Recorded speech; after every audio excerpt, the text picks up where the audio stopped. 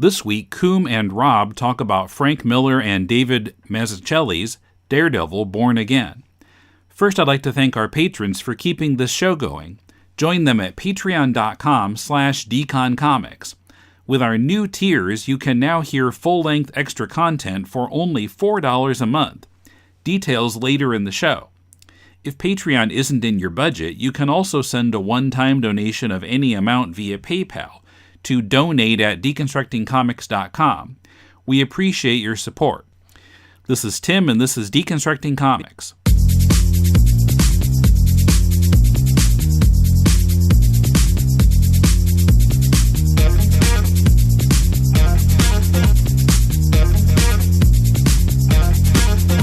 Hi, it's Koom for Deconstructing Comics. I'm in Toronto with Rob Walton. Again, yes. We're not too far since we did our interview with Rob and Ragmop. So, Rob, how are you doing? I'm doing all right.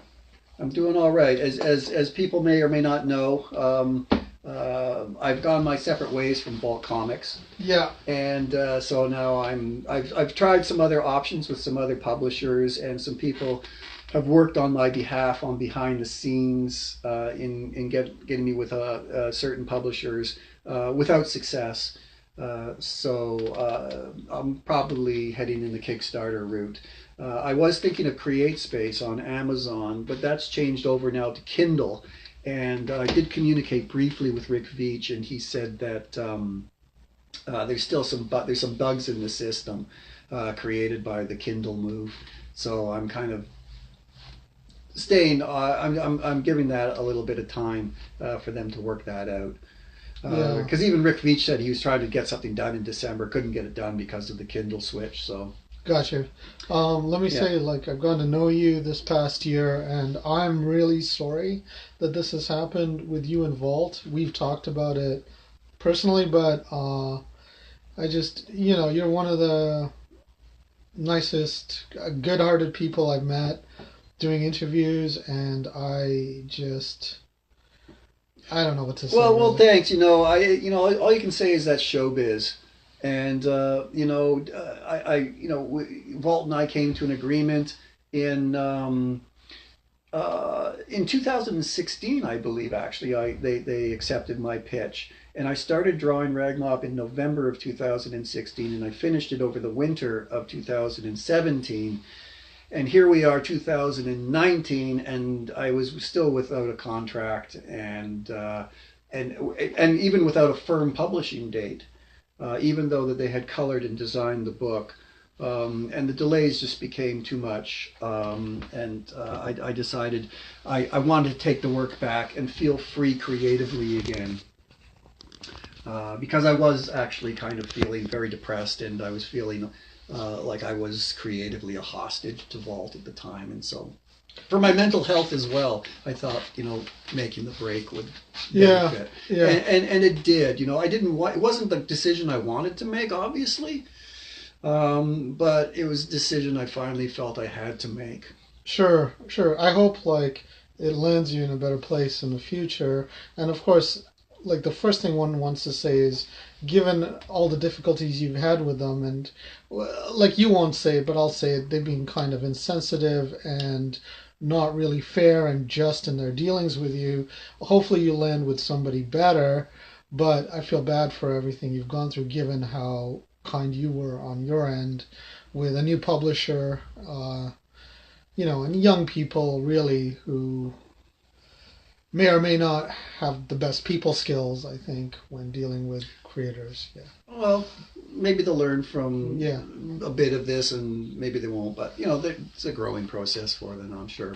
Sure. And I certainly wish them well. They put out some tremendous product, and their books look fantastic. Sure. And I'm sure they'll continue to grow and do well. Yeah. So you and I are supposed to talk about Daredevil Born Again. Yeah, Daredevil Born Again. That was really interesting to read again. It was very different than what I expected. Yeah. Because, initially, my initial response in reading the first few issues was that it wasn't as cohesive as I remembered it being. You know, it really is kind of going from, okay, here's Daredevil now. Okay, here's Foggy now. Here's Karen Page now. Okay, we got to get back to Daredevil now. Oh, let's introduce Ben now. And it was, I agree with you. It doesn't have the slickness and the sophistication of a modern graphic novel, quote unquote. Yeah. But at the same time, I think when we're younger, we're more forgiving because this kind of stuff is so different from what we're used to reading. Yeah, well, in the 80s, this thing was so cutting edge in the storytelling. And what I notice now in the storytelling is merely with 30 years hindsight or however long it's been. Yeah. And... but I totally agree with you. But I think if you look at it on the level of individual scenes and the writing and the storytelling, it's incredible. But when you put it all together, it's not as smooth as, say, year one, especially if you go chapter to chapter. That's right. And like we were saying before, you know, another thing I noticed, just kind of an initial response, without talking about the details, is that the story seems to kind of wrap up. I guess at the end of issue, is it 4? Is this a 6 issue or is it 8 issue? I can't remember how many. But that page there where when Karen Page and Matt Murdock are finally reunited, there seems to be closure there. You know, because everything in the early issues are driving towards that point. It's a race towards these two characters meeting, and then they meet, and then the last 2 issues with Nuke. God and Country and Armageddon almost seem to be kind of a prologue, not a prologue, an epilogue, to just kind of wrap up the Kingpin story. Yeah, it looks like a 7-parter. By the way. And we both have the old trade paperbacks from the late 80s, so they actually don't have the issue numbers on the dividers. They just have these like Richmond Lewis recolored images of the cover without the actual mine's probably a first printing of the trade paperback, 1987. No, you're right, like that ending to, I think it's chapter 5, when he reconnects with Karen and everything just kind of, you know, turns for the better. Is quite remarkable. For me it's the end of chapter 4. I just want to make sure I'm in the right one, so I'm not 1, 2, 3, 4. Yeah, the end of chapter 4 where Matt heals, you know, and then Foggy embraces Karen and takes her back from her, sort of rescues her from her life, or is the first to sort of rescue her from her life before Matt gets involved, and then Urich takes off the cast and he says the name. Like, it's when all of those things, like, that's when I felt like it was coming together. Yeah. Like the different parts were orchestrated really well. Yeah. Yeah. And that's why the last 2 issues kind of feel like a coda. Yeah. You know, because everything just seems to kind of wrap up there except for the Kingpin. And then he takes kind of like this 2-issue. I love the last 2 issues myself. Yeah. Which are the only ones that Mazzucchelli has sold the art from, to my understanding. Oh, okay. So I feel like those are the ones he feels less attached to. But the art is perhaps the best in those 2. Yeah, and the character of Nuke, you know, he really does raise those 2 storyline, those last 2 issues. Yeah, for me it's the last chapter that never really kind of, because the chapter before the last one, you got the introduction of Nuke, but you still got a lot of nice character stuff. You've got Karen healing, you've got Matt like pacing around, you've got that incredible scene in the jail cell with Glory snapping the photos. That's right. Ben Urich comes alive and vents his frustration. Yeah. You know, you got all of that great stuff, which to me is in keeping with the tone of the piece, and it's only at the very end and the last issue that the kind of action breaks, as if they're trying to reacclimatize the story to the Marvel universe. That's right. Yeah, and I guess with that issue too, which I obviously didn't I'm just kind of realizing now, is that's the issue too where they bring back Daredevil on the last page. Yeah, because he's been gone for the entire series. Yeah, and he's there at the very beginning in costume, and then he's there in the last chapter. Yeah, and then you got that great, that great full page splash there at the end. I think it's just ironic how, like, it's one of those things you have to suspend your disbelief because it's such a great writing moment. But he's wearing a suit that's not his own. He's wearing the suit that was like manufactured by Melvin Potter, placed on a psychotic who somehow must be exactly his build and musculature because Daredevil wears it, like fills it out to a T.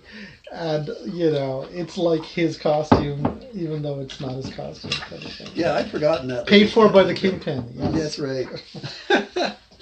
So that's what sets up the last issue. Yeah. But, I mean, I often think, like, if you take Mazzucchelli's art off this issue and you put someone else drawing this, like, is it ever going to be the same? Because there's just so many iconic moments that obviously I would be very surprised if they were actually scripted. I think that they were probably discovered along the way. No, I think so. If you look at the credits, it's Frank Miller and David Mazzucchelli. It doesn't say Frank Miller writer, David Mazzucchelli artist. It really was a collaboration. I think when Mazzucchelli and him first partnered up, Mazzucchelli was the newbie, and you know he was still he was like really young. He was like 25 or something. But I'm thinking Miller pretty quickly discovered how awesome Mazzucchelli was, because Mazzucchelli said in an interview that originally the whole breakdown of Matt Murdock's life, his blowing up of the house and losing his law career, him going psychotic, and then deciding to kind of rise up again, all happened within one issue. But he said to Miller, let's really slow it down to like 3 issues and explore that. And that's the stuff I think people really remember. Yeah. So that's Mazzucchelli's influence. Okay, yeah, because I'm pretty sure that, you know, the motif of Matt in bed in various stages is Mazzucchelli, and the fact that these last page splashes are probably Mazzucchelli. Like he really kind of found incredibly iconic images to hook the story around. I mean, that nurse is just fantastic. What a great antagonist she was. She was amazing. I agree with you. Although the nurse, at least to some degree, is Miller, because he has certain figures like that. If you look in Ronin, there's somebody who works the soup kitchen in a nun's, like, who's kind of similar. Yeah, but the way Mazzucchelli draws her, though. Yes. I mean, Mazzucchelli just with the weight. takes it to another level. Yeah. He's almost like a kingpin in the dress. Yeah. Now I can jump all over this with you because I love it so much. We should probably sort of start at the beginning and move our way through. So we should introduce it. Denny O'Neil had been working with Mazzucchelli for a long run on Daredevil, and some of this stuff, like you mentioned, the Kingpins thing isn't really tied up. I think that comes out of some of the stuff O'Neil was doing with Mazzucchelli, where O'Neil had the Kingpin trying to be more of a legit figure. So we meet him at the beginning of the story, and he's on a yacht, and he's saying to his lieutenants, we've got to try to make business more legit. You know, we got to, and that's very much a thing from The Godfather. I think that's kind of been borrowed. But anyway, so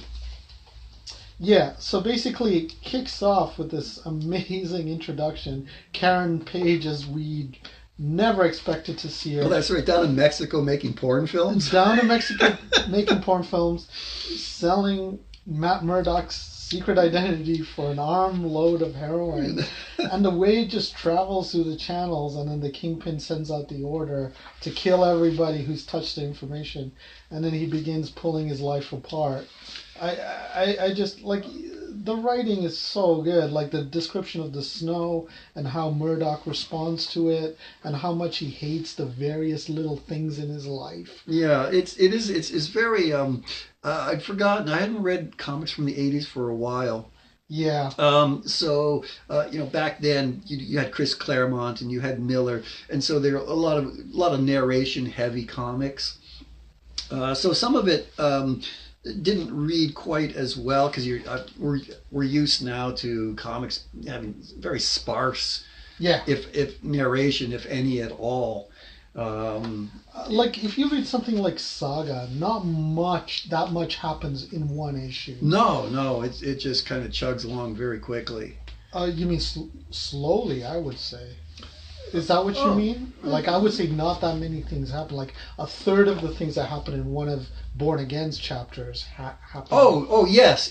Well, I see what you mean. The story is stretched out. Yeah.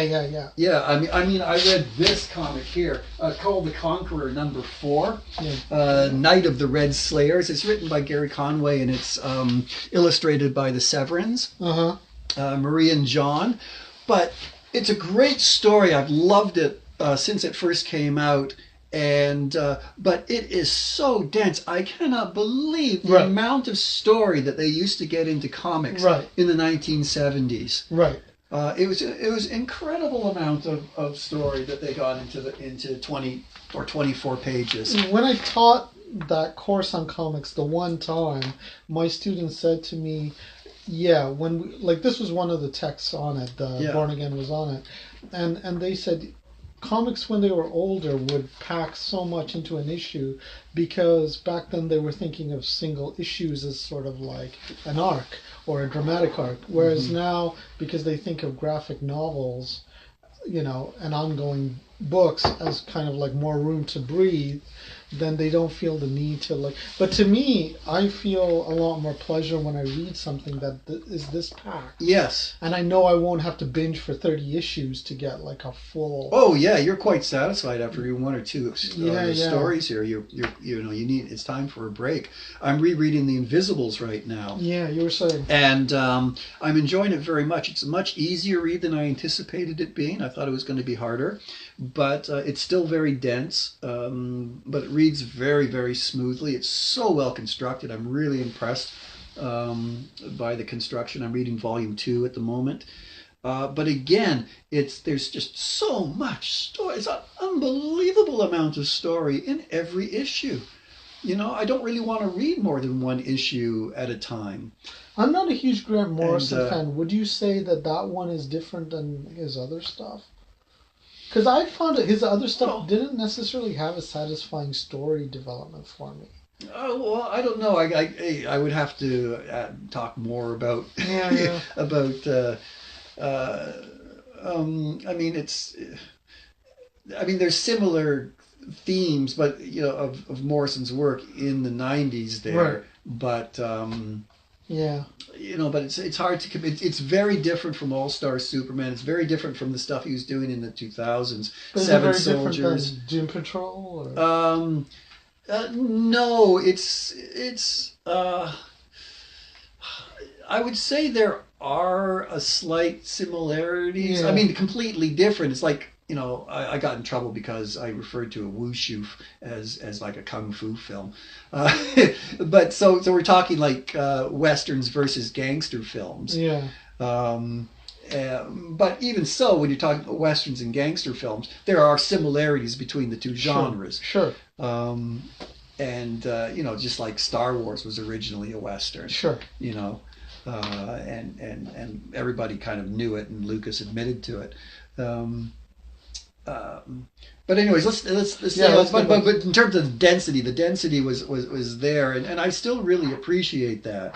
I know with Rag Mob, especially with the the original graphic novel was quite dense. I got a lot of story, I think, in each issue there. But the new one, probably very little story because I was more concentrating on just the gags and just having a good time. Yeah. So it is kind of light on story. But I think part of the reason your stuff was dense was because you wanted to just throw in all these connections, and it was very much a polemic. So you were discoursing on a lot of stuff, and then you were making a lot of self-referential gags that needed, or at least you felt that it needed exposition. Yeah, but there was a lot of story in there, in and around that as well. I don't know how many parallel plot lines I had going at around the middle of the book. There was a lot of stuff going on there, but I guess which was the style of the time. Yes, it was the style of the time. So I'm just curious about this. What did you feel was maybe too heavy-handed? I'm looking at some of this, and I'm saying you're absolutely right. But because the writing was so good, because Miller had such a poetic year at the time, because he could make it sing, I didn't mind because it was just revelatory. Oh, I don't mind. I don't mind it either. I'm only noting just kind of it's interesting having been alive and reading comics in the 70s and the 80s and still being alive in 2019 and rereading this. That because the style of storytelling has changed so much, that some of the narration in particular does seem to go on a little bit. Yeah. Both between Matt Murdock and Ben Urich as well, because Ben Urich is pretty much all narration in his head. Yeah, and sometimes like a lot is communicated just through the caption boxes. Like just for example, the Kingpin staring off. I can imagine Mazzucchelli's got the script and he's like, okay, I've just got all this like interior narration by the Kingpin. What do I do with this? Okay, just have him staring out the window and smoke a cigar. But to me it works, and I don't know, when it's done well. Like I love narration in movies. Like they always say, like Goodfellas is there's too much voiceover in the beginning of Goodfellas, but to me I love that. Same thing with Apocalypse Now. Like the narration bits are what really, really, really mesmerize me. There are some great narration bits. Narration can be it's funny, but certainly, every time. I mean, Mazzucchelli is always there to the rescue. Yeah, it's just panel after panel of great art, and the motifs that he picks up, like we mentioned, Matt Murdock in bed, and then the bed, seems becomes an alley with garbage, and then it becomes the hospital bed, and it changes from issue to issue, and then that final panel too, just picking up motifs of the fall and the return. I should say something about why we ended up picking this book. I had been wanting for a long time to maybe create a Facebook Mazzucchelli fan page because nothing existed for him. He sort of gets seconded to Miller's career in a way, even though he doesn't deserve to be relegated that way. And to me, he's far more interesting than Miller these days. Because, like, if you look at his career, he's somebody who went to the Rhode Island School of Design. He must have picked up, a very kind of typical art school design kind of education there, reading all of these thinkers and, influences. And then what he decides to do with that is he says, I really want to draw Batman comics.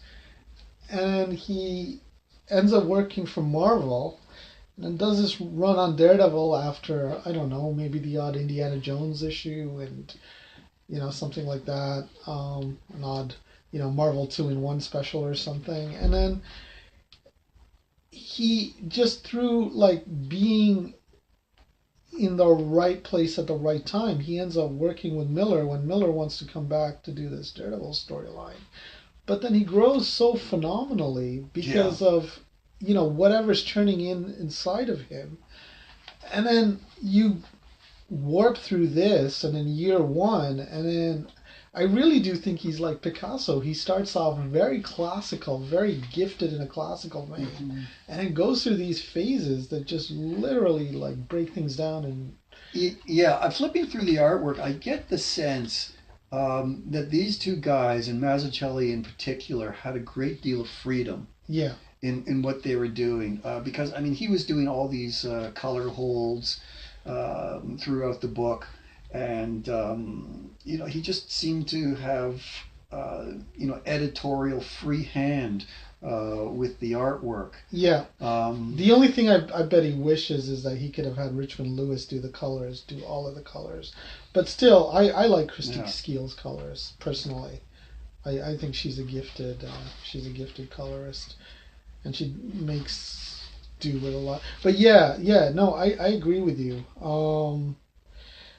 Like we should talk about some of the things that we like. So anyway, doing this podcast was a way, I think, is sort of the end of this new wave of me really like appreciating Mazzucchelli again since I started the Facebook group, and I've been just really, really, really always digging his art for my whole life. But just kind of lately, I've just been, oh my God, jonesing on it so much.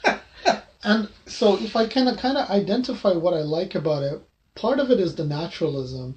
He just really has a gift for gesture, and I don't think like somebody like Alex Ross, for example, who uses models and they look too much like photographs to me. He doesn't have that problem. He has gesture, but at the same time he has line work and shadow and, for lack of a better word, a kind of cartooniness that just, works with comics, that just really, it's cinematic, and yet at the same time it's perfectly it's like a graphic novel before people really kind of thought about it.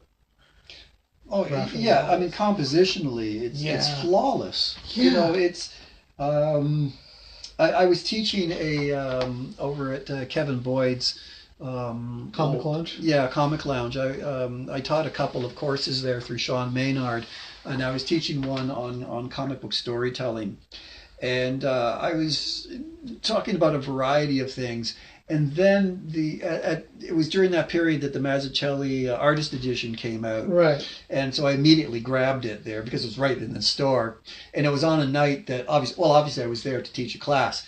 But then when I opened it up and I started flipping through it, I suddenly realized that everything that I needed to teach in the course over the 6 or 8 weeks was in this book. Yeah. Mazzucchelli and Miller had but Mazzucchelli in particular, through his visual storytelling, touches every base. It's a master class on comic book on comic book storytelling from a visual perspective.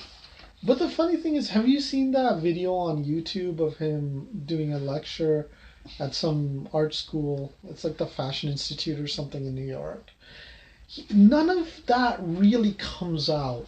Like he obviously like has all this stuff churning in his head, but when he does the lecture, he just talks about the basics. He talks about like Little Nemo and stuff like that, and he talks about I don't know, maybe that's because he felt like the students he was talking to didn't have the familiarity with comics for him to really go off the deep end. But I feel like whatever's in here is just so powerful and instinctive. Yes, and I think anybody who's interested in drawing comics needs to look at this. I mean, this is like got to be like a top 3 comic for them to look at. You were saying for you think it's like in the top 3 things that Marvel has ever produced, right? Oh yeah, definitely. I think. What would be your other 2, just out of curiosity? Well, I know Red Nails is up there. Yeah, that's for you. Yeah. And this would be there, and Kirby Fantastic Four. Well, yeah, but that's kind of that's issue 48 to 75 or 79, however you want to stretch out those last those last number of issues, because there's a lot of stuff in there that I like, certainly. But certainly, I think this and Red Nails are two of the most important things that Marvel's ever published. And mostly artistically, because I mean, what Barry Windsor Smith does in Red Nails really is just what Mazzucchelli does in Born Again.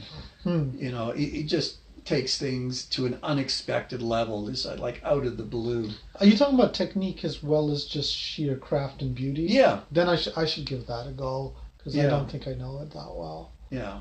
Let me just point out this page that I opened to. It's Pariah. It's the one. It's a splash page that says Pariah. It's the beginning or near the beginning of the 3rd chapter, where Matt's in the alleyway huddled up after he's climbed out of the East River. But if you look at it, first of all, it's an overhead shot, so it's sort of like something out of Scorsese, and an unusual shot because of its realism and its naturalism. The fact that he's cut the image so that the bits of narration in his head are kind of half in white space and half in the image, kind of immediately gives you the idea that he's sort of in a half conscious state, like he's sort of on the edge of consciousness as he's thinking this. The huddled up figure of Matt is drawn, like you say, impeccably, like compositionally beautifully. It's very realistically done. It's just got the right amount of detail and shadow and texture for you to like really see those jeans, those boots, the way the clothes are kind of sliding up off of his lower back. And then you see the two winos, forgive me for using that term, but the two homeless alcoholic people there, they're kind of stretched out, but they don't have the same amount of detail. You can see that they don't have quite as much texture. The newspapers are a bit more figurative. Then the dustbins, the garbage cans, are even less so like that. Like the lines just kind of go. So the focus is clearly on Matt. Yeah, he knows how to. Plus, you've got those lines that are kind of coming out of Matt, which are the strewn garbage. I mean, plus like that fire escape. Oh my God, it's just the right balance, just the right compositional, figurative balance to make this just sing. Yeah, he knows kind of when to be gestural about something and when to be finely detailed. Yeah. Because the two splash pages that precede it, is the one of him in his luxury townhouse bed, and then he's in the rooming house bed, and those are all pretty finely detailed. And then he's just in the alleyway on the third one. Yeah. Where he's sliding in a pile of garbage, because he is just refuse at this point. Yeah. And that motif is one of the great motifs that goes throughout the whole book, or at least through the because then he goes to the bed in the church. And then where's the next one? Except the last chapter is where he doesn't do that. Yeah, and that's another reason I feel like it's the last chapter that really. Yeah, and then he's back on his feet for Saved. He's back on his feet for Saved. So Saved also doesn't do that because it's got the punching bag. And that's where that motif is broken. And then he sort of is on a bed again, but you're not looking at it from above. Forgotten Country, where he's holding Karen. Remember where Karen's like trying to cold turkey it through her heroin withdrawal, and then so it's sort of, it does break down, but for those first 4 issues or so, it's very consistent, and it's quite lovely. Coming up, what's the significance of the character Nuke in this story? How does Born Again compare or contrast with Miller's Dark Knight? Does Matt Murdock's psychological characterization in Born Again hold together? And more. First, just a reminder that you can help this podcast by making your Amazon purchases via deconstructingcomics.com/Amazon and make that your bookmark for future purchases. We'll then get a percentage of what you spend. It costs you nothing extra and helps us cover web hosting and the other costs of presenting this show every week. We really appreciate your support. You like cheap comic books, right? Well, I'm Professor Allen, and I talk about cheap comic books on the Quarterbin Podcast.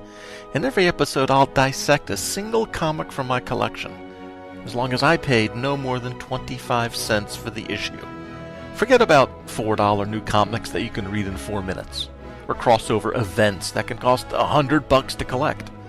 Join me in the Quarterbin, where even bad comics are a bargain, and good ones are a steal. The Quarterbin Podcast is part of the Relatively Geeky Podcast Network. Visit us at relativelygeekypodcast.blogspot.com or search Relatively Geeky or Quarterbin Podcast in iTunes. I guarantee it'll be worth every penny.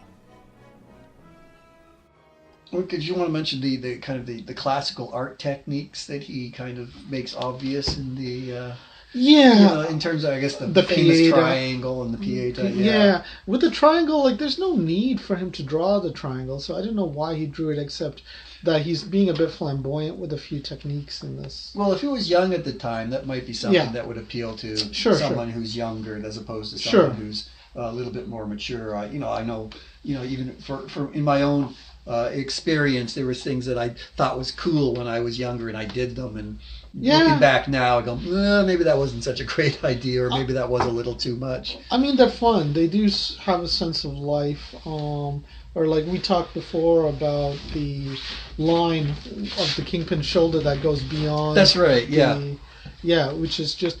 But it adds life to it. What I find really interesting are the sound effects, because he has such a realistic style for the most part. I mean, he does really do a good job of that realism and detail sliding off into gesture a lot, but he uses these sound effects, which I know are in Miller's script, because I know these are very Miller-esque sound effects.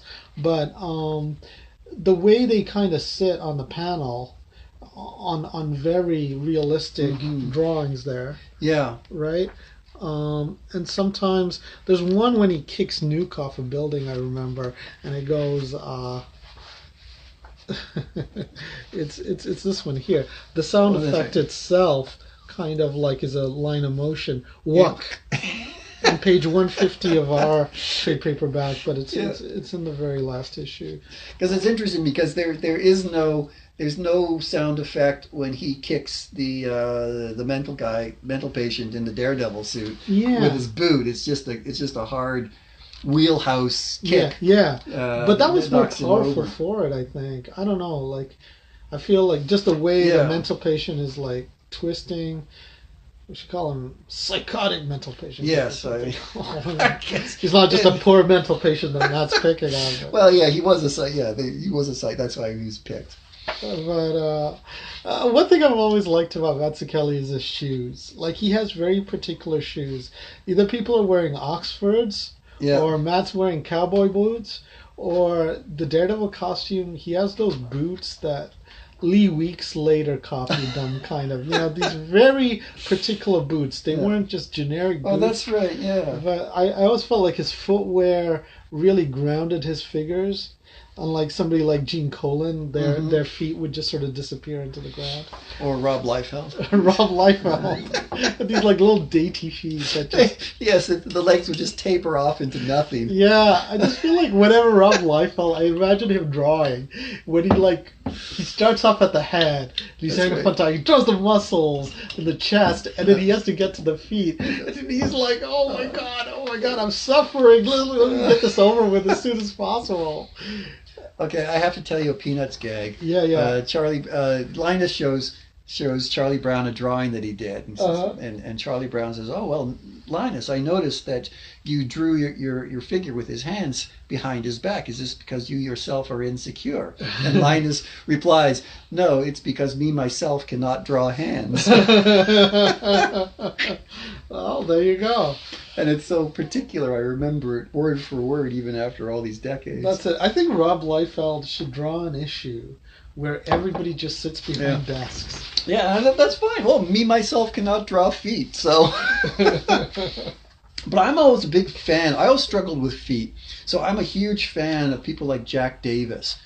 Because Jack Davis feet were central to his cartooning style. Because they said something about the way the characters were like running or whatever. Right? And even Don Martin, even though he was highly cartoon and stylized, that guy knew how to draw feet. I just love everything about Mazzucchelli's figures. I mean, like the legs look like real legs. Well, Nuke is just solid. You can feel every pound of. I imagine he's probably like 300 pounds.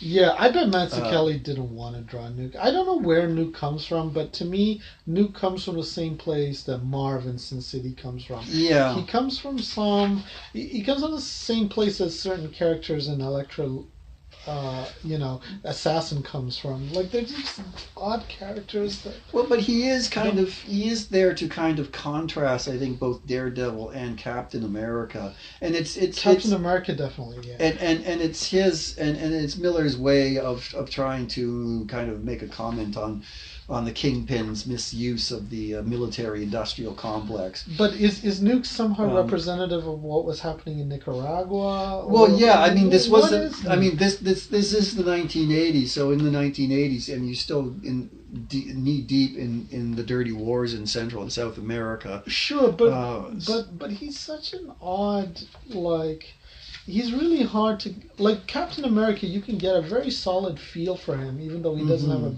big presence in this book. Like, his characterization is very solid. I would say Foggy's solid. Glory's solid enough. But Nuke is just a real mystery, and I know that's because he's sort of like a deranged mind, but still, like, his name Nuke, is he supposed to be a stand-in for nuclear power? But then every superhero in some way is a stand-in for nuclear power. Matt's got irradiated blood coursing through his veins. Yeah, no, I think he's just the because he's got the flag tattooed on his face. Yeah. I think he's just basically a symbol Of the corrupted American, of the corrupt covert American dream. Not the American dream, but the covert action of the 1980s of the Pentagon, the black budgets, and all the black ops that they were doing in the 1980s. What do you make of the end? But I love the fact that all his meds are red, white, and blue. Yeah, give me a red, give me a white, give me a blue. You know? I like that, and I think that's Miller was at his height, kind of as a writer then. So, yeah. So even those little things kind of save.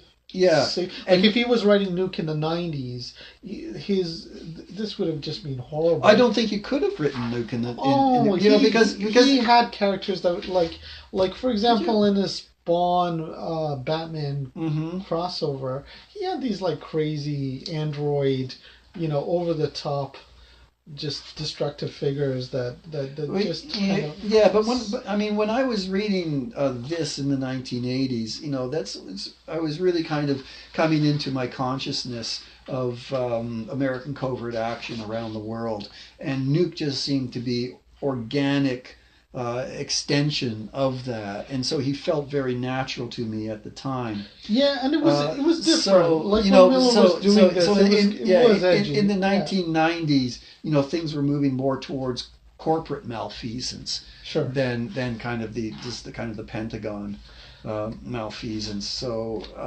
that's why I don't know what Nuke would have looked like in the 1990s, because there was a shift going on there. Yeah. What do you make of the end of his fight with Daredevil? Basically, like on my page 170, yeah, I'm right there. He just sort of like pushes him out of the way of the gunfire, and then I love the part where he's driving the cab because the rain's interfering with his radar sense. I just think the idea of Daredevil driving, period, is ridiculous, but whatever. Driving a taxi. Driving a car. Like, there's limits to your radar sense. But anyway, like, it sort of ends, it doesn't end conclusively at all, and then Nuke says, don't take me home.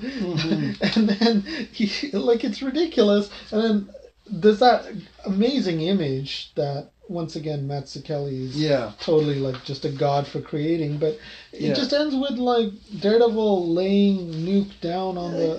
but Nuke is the smoking gun here. I agree. He's the evidence. And so he's laid out on Ben Urich's desk saying, here you go, Ben, here's your story. But at the same time, it's just a body of Nuke. He's dead. Nuke doesn't confess anything. Even if Nuke was alive, he'd be of no coherent use. He has no clue how he's being used by the Kingpin. This image is incredible. Yeah. But that story ending... Yeah, we should say, that the make mention that the image is the inversion of all the Matt Murdock images of his reclamation that precede it. And then right at the end, Mazzucchelli inverts that. Because he's sort of an upside-down Jesus. He's upside-down crucified, and also he's lying down, right? Is that what you're saying? Yeah, but I'm saying he's the antithesis. Of what Daredevil and Captain America represent, and so he's flipped upside down. Right. But he's still drawn in that within that triangle between Ben Urich and Daredevil. Yeah. That triangle is still there. That's an incredible... And that's partly what makes it such a powerful image. Yeah, I only learned... And then that's it. There's like 2 more pages where it's sort of like somewhat hurriedly wrapped up with the Kingpin's now not so happy that things are sort of moving against him, whereas Matt and Karen, I mean, I never really bought the psychological washing or the cleansing, and that's a very Christian thing where sort of, the blood kind of washes things clean, but I never really bought that ending even as a kid, but it's kind of interesting because I guess it depends on how you want to take it. It seems like everything's kind of, new again for Matt, but to me, I think of it like a little bit like Taxi Driver, which is somewhat referenced in chapter 2 here, but at the end of Taxi Driver, when sort of everything's kind of normal and he's driving his taxi again, but then he sort of like does that little bit of a shake of his head, and you think he's seeing something in the mirror that's not there. To me, it's like what's actually going on underneath. Miller made Matt a very troubled soul, and what's actually going on beneath there, we've got as he's walking down the street with Karen all in white. Yeah, well, this is kind of the most kind of Catholic of Miller's stories. And that kind of Catholicism underlines the whole journey from because it is the death and resurrection of Daredevil. Right. This story done. Well, it also kind of resonates with the end of Dark Knight because in that Batman has a death wish, and he sort of solves it by faking his own death and then reinventing himself at the very end with a new purpose, right, as a mentor. Yeah, except I don't know. I would have to. You don't think they're similar? I think Miller's trying to do the same thing. He might be trying to do the same thing, but what I'm saying is kind of the politics of Dark Knight. I would say are totally different. Are totally different, totally opposite of the light that's in this book. I agree. Because in Dark Knight, even when I read the last issue of Dark Knight back in 1986, whenever it came out, I was appalled actually by because it ends with him basically recruiting children for a war. Oh, I agree. And I'm going like, what the hell is going on? Well, yeah, but I think Miller always meant Dark Knight to be somewhat satirical in tone. It reads like a very artificial world. I didn't get the satire at all. You don't get the satire with all of the commentators, like this. Oh well, I get all the RoboCop satire. Yeah, that's what I mean. But as far as the Batman characterization and story goes, I didn't see anything satirical about that. I just saw character descending into a darkness from which it just never has been able to free itself. At that point in his life, Miller was fairly sensitive enough to kind of reflect upon the times. Like before he did Sin City, this is. So I think his kind of part of it was the coolness of taking Batman back to his dark origins, but I think also Miller wanted to look at the idea of vigilante justice, martial law, all of those things, which I think were very kind of popular in comics at that time. And then I don't know, just there's just all this commentary, the whole thing about the Joker and the Joker's appearances and the way the Joker works in that book is very satirical. It's very odd.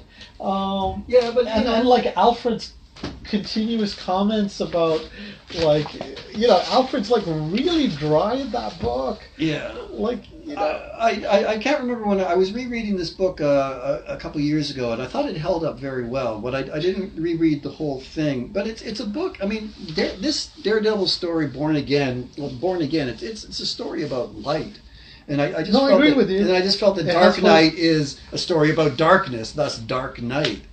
But I would have to reread it again. I think he pulls it up at the very end. I think you're supposed to feel that Batman's found some purpose and some peace through his final battle. And just like at the end of Born Again, he does have a final battle. It's with Superman, but he has that final battle that kind of gives him the death worthy of a warrior that he sees himself as.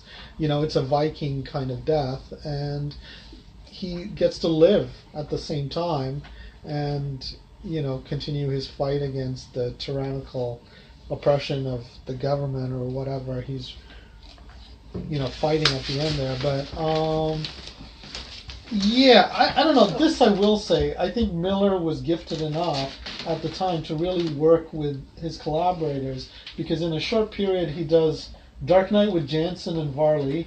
He does Electra Assassin with Sienkiewicz, and then he does Born Again in Year One with Mazzucchelli. All radically different but gifted talents, and he's like bringing out the best in all of them. Oh, I know. Yeah. He was. That whole 10-year period, everything he did. Yeah. I was just talking to a woman this morning who's taking a course on comics at U of T, so she knew I knew some familiarity. So I ended up having an hour-long discussion. I'm just curious. Is this an undergrad course? That's it's an undergrad course. It's a brand new course. U of T's never done it, even though Tim Blackmore has been doing comics and media for like 20 years at Western U. Right. U of T is only now just kind of. And so this young woman, is she like an undergrad? Well, no. She's not an undergrad. She's taking a course at U of T. Oh, I see. She's. I don't know exactly what her situation because was. She's a coffee shop friend. I once taught a Con Ed course at U of T, and I could only do it the once because like everybody who wanted to take it pretty much took it that 1 year. Yeah. But it was a Con Ed course. It wasn't. So you're saying this? Yeah. But anyways, I was talking to her about Frank Miller a bit, but that whole period from Daredevil, his first run on Daredevil with Elektra, followed by Ronin, followed by everything he did, and I like remained so important, and everything he did there in that 10-year period or 12-year period, however long it was, it just changed the industry. It just shook the earth every time Frank Miller did anything in comics throughout the 1980s. Gifted and electric. Yeah, right? And especially when he was teamed up with other people. Yeah, because he wasn't always, the most skilled draftsman, but he either made up for it by really good storytelling and writing, or design. Yeah, like his design skills were impeccable, and he was able to take whatever skills he had and then really just innovate the hell out of them to the point where you look at art of his and just go, wow, there's nobody else like that. Yeah. Like those Lone Wolf and Cub covers just to me blow my mind. But anyway, I'm just curious about this U of T course because I'm really curious what's on the syllabus and how they're approaching it. Is it just great graphic novels throughout? No, it's not at all. It seems to be linked with a little bit with intersectionality. They seem to be looking at comic book characters and what they mean. The two books she had with her was one of the new Iron Man collections by Bendis. Right. After Tony Stark. I stopped reading Iron Man a long time. I have no idea what's going on. Where Iron Man is like, I don't know what he is, but it's with a young woman and Iron Man or Iron Woman. I would know even less than you. And then there was a comic called Glory. Which is an Image comic from 2000. I remember Glory. Alan Moore was supposed to do some Glory stuff, but it never really happened. And then she said they're just going to be talking about Wonder Woman today in class. See, the thing do you think comic book characters have an ontological life beyond their creators? Because to me, I don't really feel like they do. I feel like Frank Miller's Batman or Frank Miller's Daredevil is not like anybody else's Batman. No. I think characters are completely defined by who's writing them, or in some case drawing them, and the times in which they're being done. Because with Wonder Woman, as you probably know, Wonder Woman was created as some kind of lesbian bondage thing. And sort of as a woman's rights kind of, a suffragette kind of thing. Well, was that in there as well? Oh yeah, he was very much for those politics. Oh, okay, because my growing up, Wonder Woman wasn't liberated until the 70s. Yeah, You that's know? because Miss Magazine sort of appropriated her for the. Yeah. But her But, origins were oh, were very much like against the tyranny of men, and so that idea of her being constantly tied up, at least according to Jill Lepore, who wrote that book. Jill Lepore is from Harvard, and she wrote that book about Wonder Woman and Marston. But she said that that's very much keeping in with the iconography of early suffragette movements. Oh, okay. It wasn't about bondage, but then it's. Well, I heard that Marsden was actually into that. So he had two lovers who lived with him, at least for a time, because they were all open-minded enough not to. Yeah. Yeah. Okay. So you could take it either way, I suppose. But I don't think he was. I don't know, maybe later people were kind of digging that, and Wonder Woman's become like a fetish object for like eons, but yeah, I don't know that he really, really saw her that way, if you ask me. But then again, yeah, like, can anybody ultimately like go into the mind of somebody who's dead and try to like tease out what their true intentions were? He's not around to ask these days. But yeah, I think the characters are. I don't think Superman is any one thing or another. Yeah. It all depends. I mean, that's the whole thing with people like Warren Ellis and Grant Morrison and Alan Moore. It just came. It's like there's no bad characters, only bad writers. Yeah. Thing. It's just I'll take that character, and with Daredevil too. It's just it's one of those things like, okay, well, what's your worst selling book? Well, Daredevil's like about to be canceled. Okay, I'll do Daredevil then, because what can I do that's worse than what's going on right now? Yeah. So he had a certain amount of freedom. Yeah.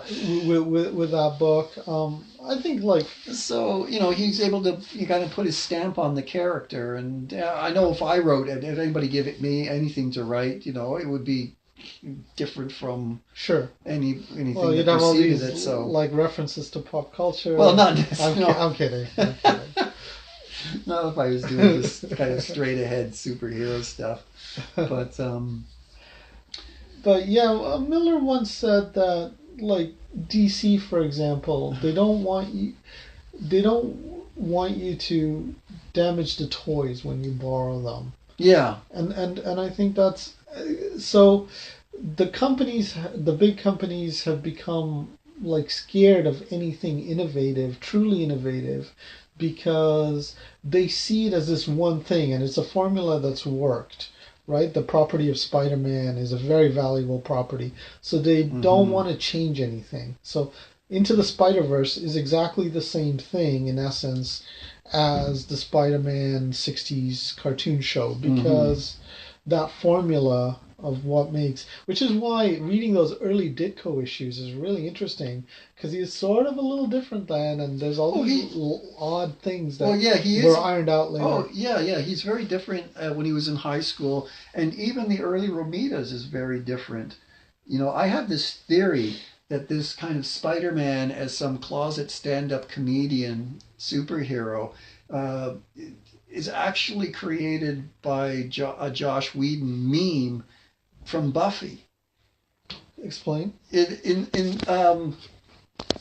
Well, it's because, I mean, anybody who writes Peter Parker now, one of the reasons I struggle to read any Spider-Man now is because Peter Parker he's not a human being. He's just some wisecracking right.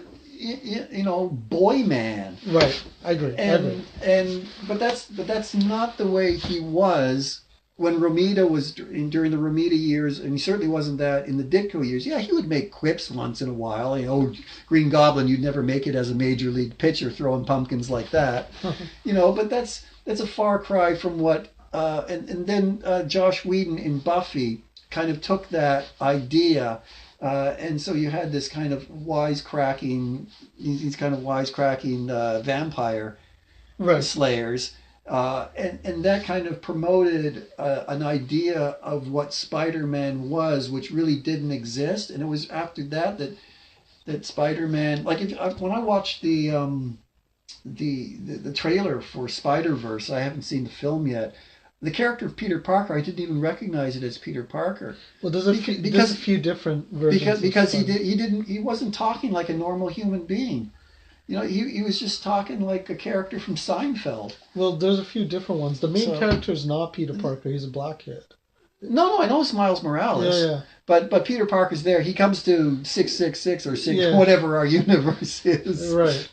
Depending on. But it's sort of like an emo Peter Parker. He's like a Peter Parker who's sort of down because Mary Jane's left him and his like personal life is on. But this is the most digressive I've been in a podcast. So we should bring it back to what do you make of Matt Murdock and Daredevil's character in this? Do you like his character? Do you feel like it psychologically holds together? I think the writing is so powerful that it sort of doesn't matter. But does his psychology kind of hold together in this? Well, it does for the purpose of this one story arc. I mean, the whole purpose of the story arc is to take a character, to break him down. To take him down into the grave, and then to bring him back up out of the grave. Right. And that I think he does successfully. I mean, and the fact that he weaves so many of these different little parallel narratives together, because it's not just Matt Murdock who's down in the day. It's also Karen Page. It's also Ben Urich. He tears all these characters down, and they all have to kind of regain their humanity and their heroism to overcome their fallen nature, say. And within the context of this particular storyline, they all do that successfully. And so I don't have, if there is kind of narrative inconsistency in the characterization, I didn't notice it or it didn't bother me. Okay, cool. Yes, I agree with you. For the purposes of this, it works. I don't really believe, like I said before, that he's completely cleansed at the end, that he's completely purged of whatever his demons are.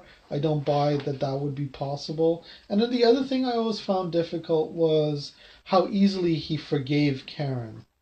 What's amazing about, he was my favorite superhero when I was in high school. Mm-hmm. And one of the reasons he was my favorite superheroes, besides the fact that he took all this pain, and that really kind of related to me, but besides that was that he had such a great magnanimous nature. He just didn't care about what other people cared about, especially in Miller's hands. And he would just he was such a bleeding heart. To an extent that I think Miller wasn't really writing that as a good thing, but I sort of saw that as a good thing. He was such a bleeding heart to the detriment of his own awareness of his own mental states and his own happiness.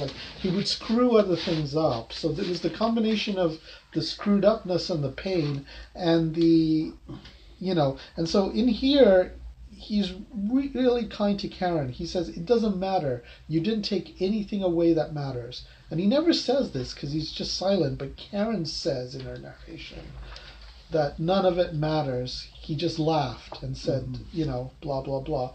And then there's that great moment with Potter where Potter's like, what should I do? Daredevil, help me out. And then he's just standing in the shadows and he says, make the costume. Go ahead. I can take it. And that's what, it's that ability to take stuff on his shoulders. Yeah, suffering. It just might have to do with the compactedness of the story. I mean, it's so... Or the Christ metaphor as well. But it's the compactness of it. Yeah. It is only 7 issues or however long it is. But that was a long space back in the day. Back in the day, storylines would be 3 issues long. Well, 4 issues was a miniseries. That's right. In the 1980s. That's right. If you look at the Wolverine miniseries, and a lot happens in those 4 issues. Oh yeah, and Batman, Dark Knight was a 4-issue series, even though it was 48 pages an issue. But this is a longer storyline, and I guess Miller had some more aims for it because I sent you the link to that write-up. Mm-hmm. I think it was called The Devil's Zone. Mm-hmm. Miller planned a 2-issue story furthering whatever he was doing with the Daredevil character. And in the proposal, he said he wanted to do some, like, really address the demons with Matt. I think Matt just sort of became. I have to mention Paul Young's book, Daredevil and the Ends of Heroism, because it's so good in the way it looks at that initial Daredevil run by Miller. But I think what Paul was saying, and what I think he's right about, is that Matt just sort of became an all-purpose repository for Miller to just look at whatever he wanted. So I think Miller was Catholic himself, and he was working out some of this stuff. But also, just like everything that Miller was kind of synthesizing and working through, artistically or psychologically. I mean, some of his experiences of living in New York had been worked out, like the muggings and stuff, you know? Yeah. Yeah. Okay.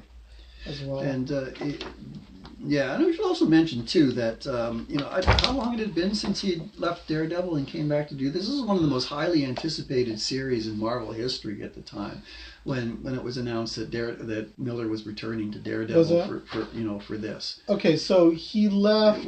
My memory's always awful with numbers, but he left around issue 190. Yeah, right? Yeah, I think 192 was the last issue. Okay, there you go. Yeah. And then this was maybe around issue 227. Oh, that's right, yeah. But he comes back for the issue before with the Gladiator, Yeah. and then he sort of wrests that away from Denny O'Neil. And the only reason I know that is because Denny O'Neil scripted a few of the first pages of that, which Miller rescripted. Okay. But he also did that one issue. So in between those two, there would be... so it's only about 2-3 years. Yeah, that's not quite even 3 years. Yeah. And then he did do that one standoff issue, which was drawn by, I want to say, John Buscema? Is it John Buscema or somebody else? Anyway, where Daredevil's not in costume, but he just comes into this one town. And then, do you know the one I'm talking about? No, I don't. It's like this corrupt town with like a... corrupt, I don't know. So it's a Western. Yeah, it's basically a Western. We're going back to the Western. He's not in costume at all. He's just called a stranger. Yeah. But it's Matt because of the red hair, and he comes in and he kind of takes care of the problem, and then he leaves. Okay, yeah. So I don't know why. Yeah, so this was really highly anticipated, regardless of whether it was only 2.5 years or so. And he certainly delivers. And it certainly holds up, like a lot of his stuff does. I think Ronin is still readable. Ronan's amazing. Whether you like it or not. Ronan's amazing. It's just a sheer joy for me, and it's because it's pure Miller with Varley colors. So you're just it really is undistilled Frank Miller. Yeah. Until I suppose the first Sin City. Yeah. And then but everything holds up. Yeah. It just reminds me how much I love Mazzucchelli's artwork and how much I wish I could have something. This is what this is all about. I hope you're listening, David. Yes, Mr. Mazzucchelli.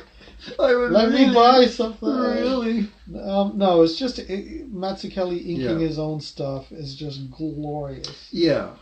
And I like the fact that this whole story ends on a very, this wonderful note. This last page on, that you mentioned was based on the Bob Dylan. Freewheeling. Yeah, freewheeling. I only learned that recently because I read that French guy's blog about it, and I was like, holy crap. Yeah, but it's a moment you don't get a lot of in Frank Miller, where he allows the characters to be happy. They've just gone through hell and back, and he just allows them this moment to be walking down the street with the sun shining, and they both have smiles on their face. Unless you meant to take it ironically, which I'm not sure about, because when I see them, is that just like that's the mask, and then underneath all the cracks are momentarily, or it's like when you have like a raging lake, and then just for a few moments it becomes calm. Yeah, well, who knows what's around the next corner for these two characters? But what I'm saying is for this one moment, yeah, the characters are happy, and Right. and you really don't see that a lot. You don't see it in the rest of the thing. I mean, the closest is that splash of him holding her in bed while she's recovering. And it's a really nice, I really, really appreciate this ending. What's odd about it? It's a lot nicer than Batman gathering his little army of children in the Batcave, going, "It's a good life." But one thing I would say is odd about it is that it's very chaste. We're given to understand that they sleep together when she comes back into his life.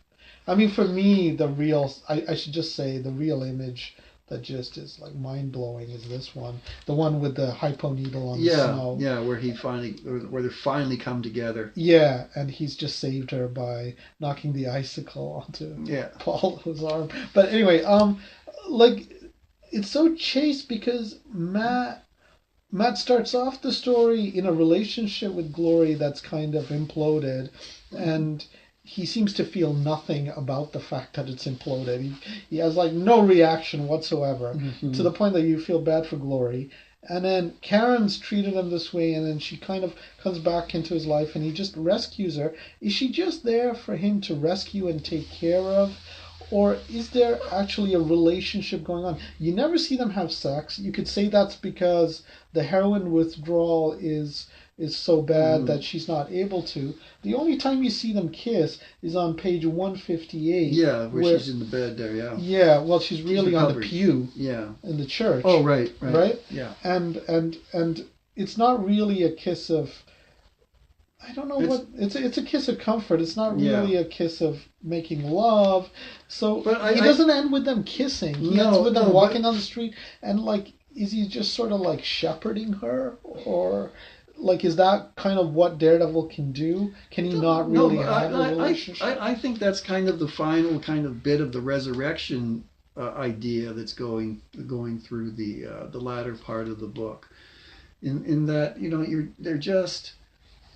it's just two people on the street with none of this other crap in their lives, and I think you might be overanalyzing it a little too bit, too much here. I might be a little, but let me just say, you mentioned resurrection.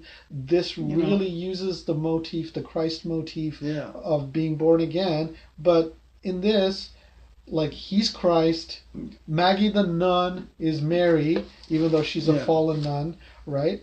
Like way back in her past. Yeah. And Karen is Magdalene, and in the Christ mythos, Christ does not sleep with Magdalene, unless you're looking at the Last Temptation of Christ. But we're not. We're talking about the canonical idea. Like, he saves Magdalene.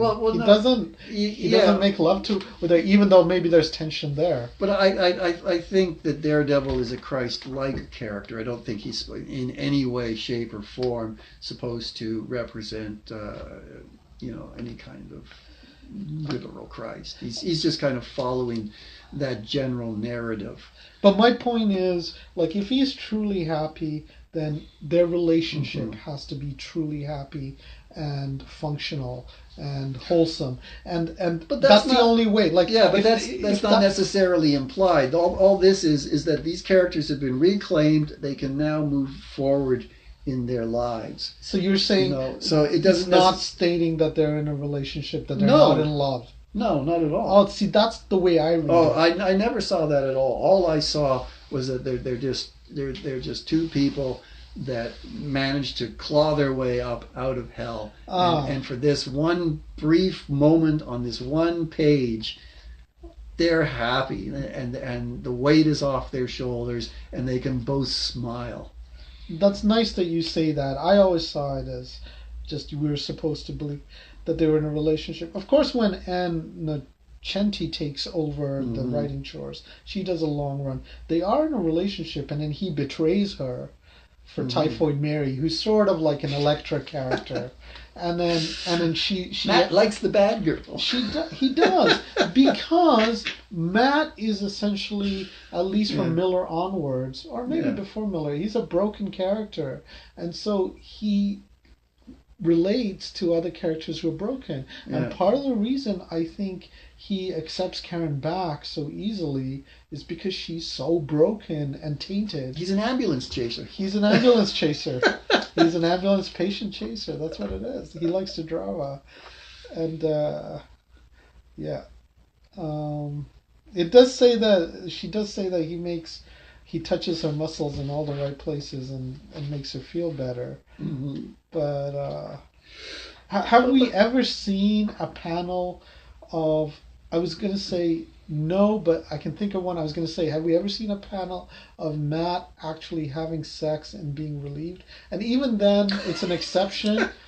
It's in Elektra Lives Again, where he goes home with a client who needs comfort, but even there, she needs comfort. Yeah. So, like, there's something about Matt who's always like, yeah, but I'm kind of like doing it for you kind of thing. I don't remember that. It's been a while since I looked at Elektra Lives Again. Is that the standalone? Yeah, that's the standalone with painted colors by Lynn Farley. Yeah. I've still got that on my shelf, but I haven't read it in a very long time. But I think the takeaways from Born Again is the fact that it remains a potent story. Yes. It has so many rewards, both in the writing and in the art, and there's so much to look at and to talk about and to think about reading this book. And I think anybody that hasn't experienced it, it's a rich, dense, full story, and nobody would be wasting their time, picking this up. Awesome. That is an awesome note to end on. Thanks so much, Rob, and it's always a pleasure talking to you. Yeah, you too, Koom. All right.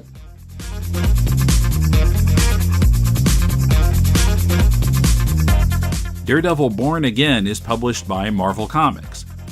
If you like deconstructing comics, critiquing comics, and To the Bat Poles and want to support these shows, pledge at patreon.com/deconcomics.